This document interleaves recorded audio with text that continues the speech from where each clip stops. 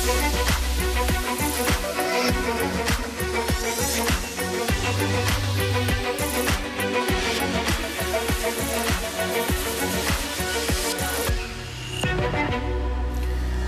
morning, it is Monday the 6th of July. I'm Maeve McMahon and this is Europe Today, your daily update of European news and analysis, live here on Euronews.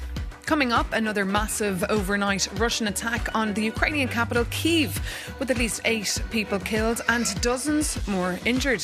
It comes just ahead of the NATO summit in Ankara this week, and just after the US President Donald Trump held separate calls with the Russian President Vladimir Putin and the Ukrainian President Volodymyr Zelensky.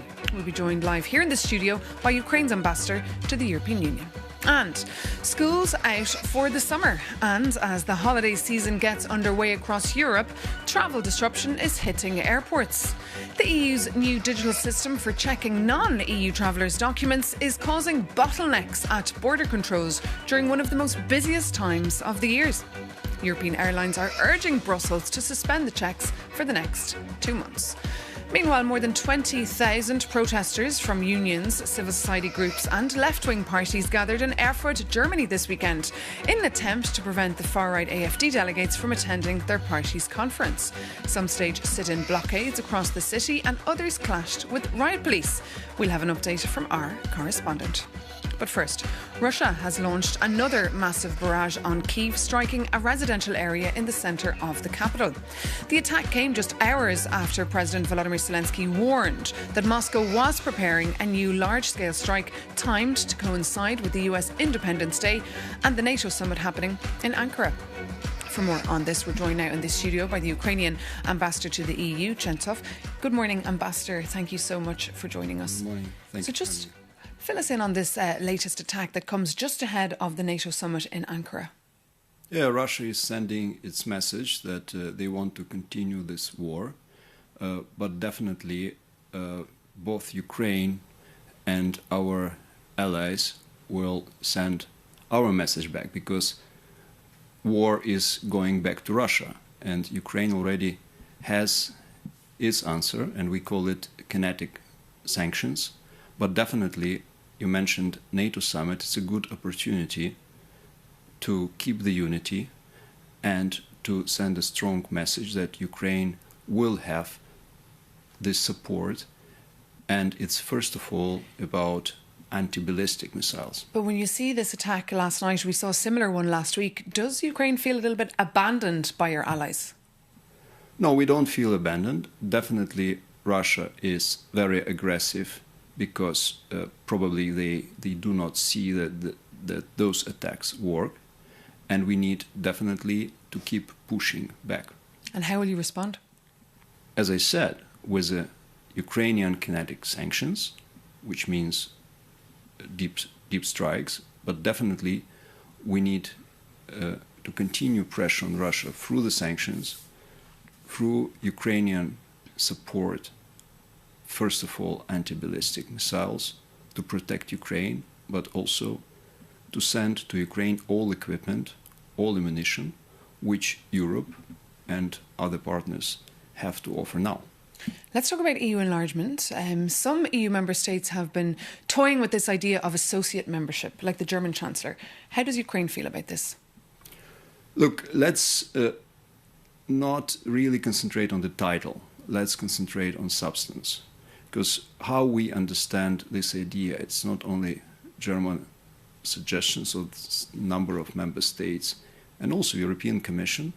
They started to think what to do between now, when we started this journey, and the final point when we joined the Union, what to do in between.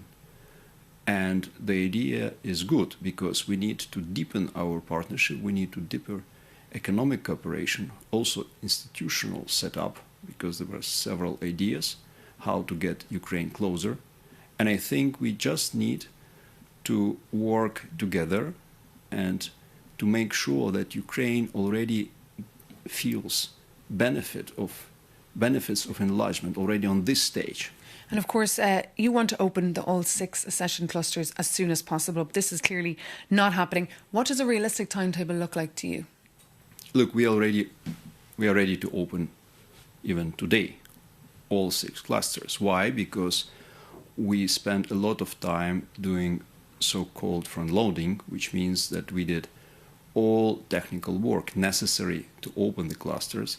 Now it's pure for member states to give a green light. And as we heard, that it's already possible to open the 6th one, which is a foreign policy cluster.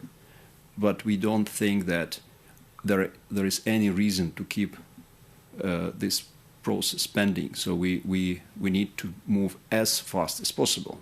And this will be a big issue, of course, for the Irish rotating presidency that is now underway. We saw the special ceremony last week with, of course, President Zelensky in Dublin.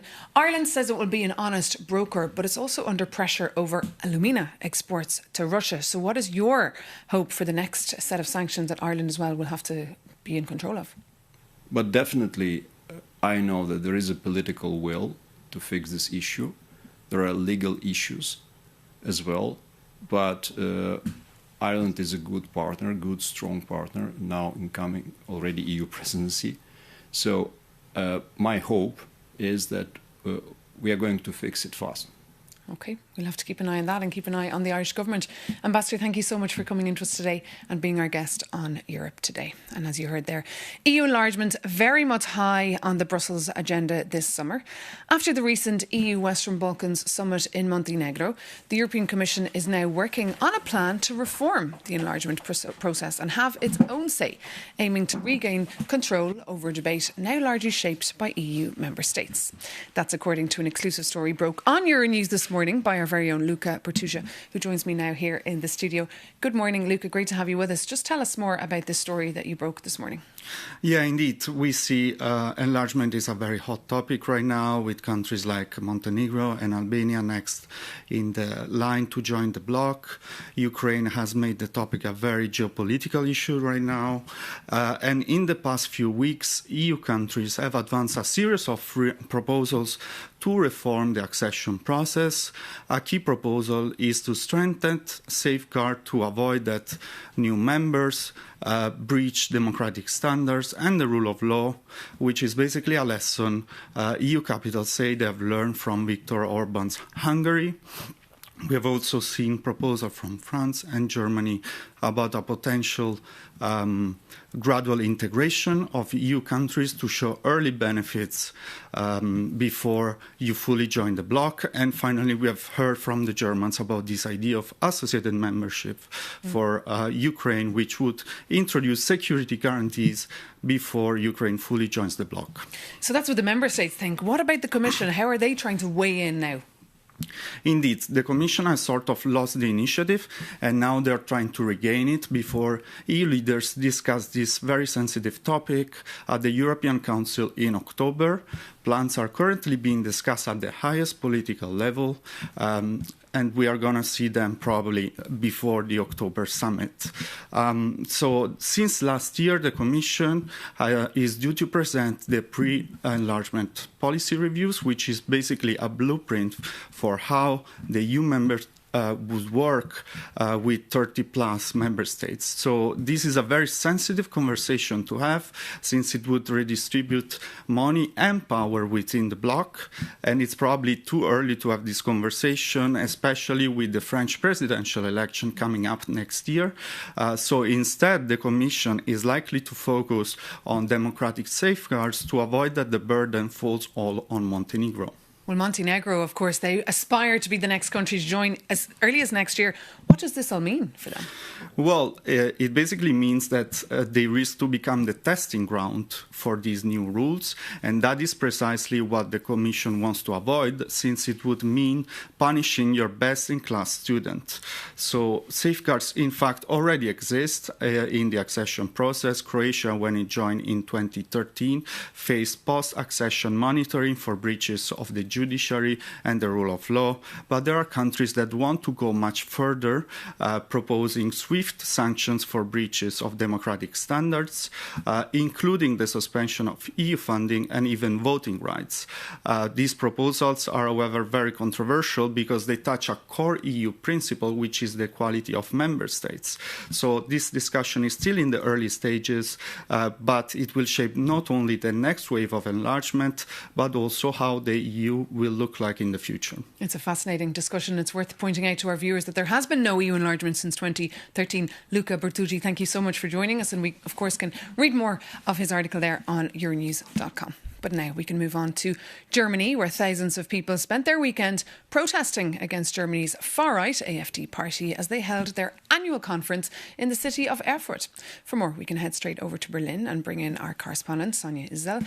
Good morning, Sonia. Great to have you with us on the programme. Just bring us up to speed on what actually happened at the conference. Good morning, Maeve. Well, this weekend it was all eyes on the far-right AfD Conference Party. They are right now what seemed to be the rising power in Germany, and the focus of this party conference was mainly the personnel. Alice Weidel and Tino Kruppalla, they have both been re-elected as party leaders, which is no surprise, but we did have some changes, and if we look at them, we can see that the AfD wants two things. One being they want to become younger, and the second being that they want to move more to the right. Now, if we look at the whole conference itself, it was very surprisingly calm. There were no internal fights. There was no discussions, which is very uncommon. This is due to the fact that because of the upcoming elections, the AfD wants to seem more professional, and they want to normalize themselves. And tell us more about the protests. We're reading 20,000, 30,000 people spent their weekend trying to stop the actual conference from taking place. Well, these protests, they were actually much calmer than expected as well. Around 60,000 people were expected. In the end, around 31,000 showed up. But we did have some severe clashes. There was one specific case where a media representative was hunted down and beaten by radical leftists. 28 police officers were injured. Now, in total, though, the police, they did a very positive conclusion. They said it was mostly peaceful, and by Sunday morning, most of the protesters were already gone, and by Monday morning now, everything is going back to normal in Erfurt. OK, Sonia Isel in Berlin. Thank you so much for joining us this Monday morning here on Europe Today. And as you heard earlier in the programme, leaders of the NATO member states will be expected later this week in Ankara for a major summit. It's the first Turkey will host in 22 years. For more on what to watch out for, here's our Jakub Janis. This Tuesday, NATO leaders land in Ankara for an annual summit. And it is a big thing, as they will try to map out the future of Western defense. The pre-negotiated statement promises an ironclad 32-member family committed to collective protection. But the official documents are not always reflecting the reality. Last Thursday, Donald Trump blasted again his allies on Truth Social, saying that Europe abandoned the US with its Iran war. And it is ridiculous for Washington to keep up its one-sided relationship with NATO. It is a bold statement, so let's look at the raw numbers to see if its most powerful member is right about it. Reports show a massive 20% surge year-on-year in core defense spending across Europe and Canada. In plain English, the Allies injected an extra $258 billion into the pot over the last 2 years. And NATO Secretary General points out that allies have spent $1 trillion on defense since Trump's first administration. He even calls it the Trump trillion to flatter the White House, while demanding it turns into combat-ready capabilities. Finally, NATO members even pledged to hit a massive 5% GDP defense target by 2035 to build a revamped NATO 3.0.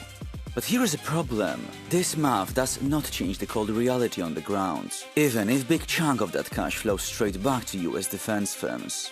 Washington is shrinking its wartime resource pool and withholding long-range bombers, fighter jets, submarines and warships from European commands. But the absolute leverage comes down to artificial intelligence. The US controls the monopoly on next-generation military AI models like Claude Mythos, and Washington treats this software as a tactical weapon, enforcing strict export bans.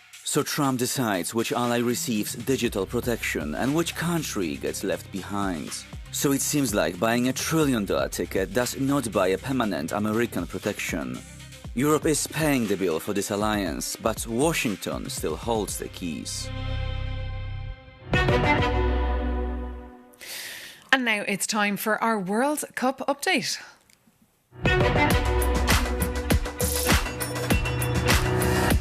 Well, Norway are into the quarterfinals of the World Cup for the very first time in history, knocking out Brazil. And great news for English supporters who are also through after a rather dramatic win against Mexico. And meanwhile, tonight at 9, the much anticipated clash between Spain and Portugal, fighting for their space in the quarterfinals. For more on the feeling on the ground ahead of those games, we can head now straight to our correspondents in both Lisbon and Madrid, João Azevedo and Cristina Tiquiar. Good morning. First to Lisbon, João. What is the mood there ahead of this big match? Hey there, Maeve. Good morning. I'm standing here at this marina in the Lisbon area by the Atlantic, which has hosted several watch parties throughout this World Cup.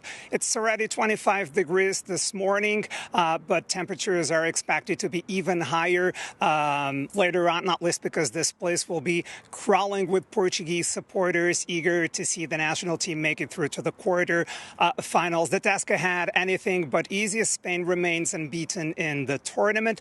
The Spanish side is known for bossing possession, but it's worth noting that the Portuguese midfielders have the technical skills to prevent the Spaniards from dictating the tempo. That might well be the defining dynamic going into this knockout tie. Also, Cristiano Ronaldo announced yesterday that this will be his last World Cup. Will he start against Spain? Well, Gonçalo Ramos scored a stoppage time winner against Croatia when Ronaldo had already been subbed off. All of that, of course, increasing pressure on manager Roberto Martinez, who hinted, though, in his presser that he will not bench the captain. Whichever decisions are made, Portugal's not taking the back seat here. The Portuguese players making it absolutely clear that they're ready to go toe-to-toe with the reigning European champions. Now, let's get the perspective from the other side. Good morning to you, Cristina. You're in Madrid, not too far from here. What's the mood like in the Spanish capital?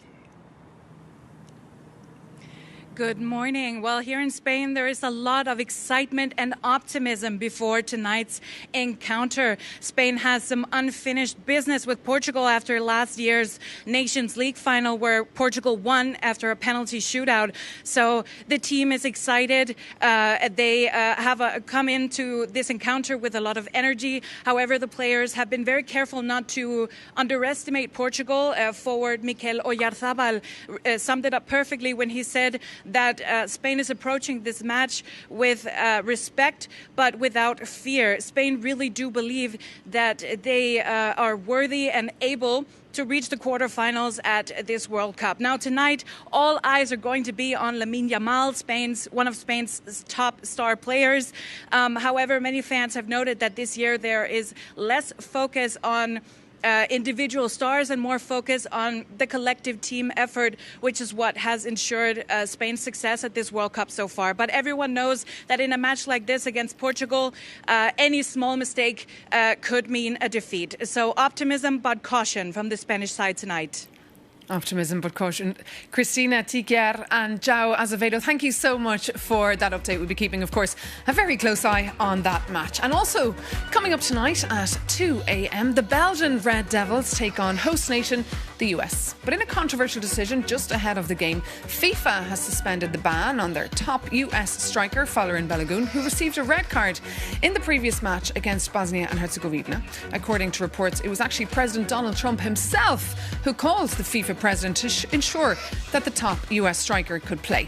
The Belgian Federation is looking into what action it can take after a decision critics say was influenced by politics. But that brings this edition of Europe Today to an end. Thank you so much for tuning in. As always, you can reach out to us at europetoday@euronews.com. But in the meantime, have a great day and see you soon on Euronews.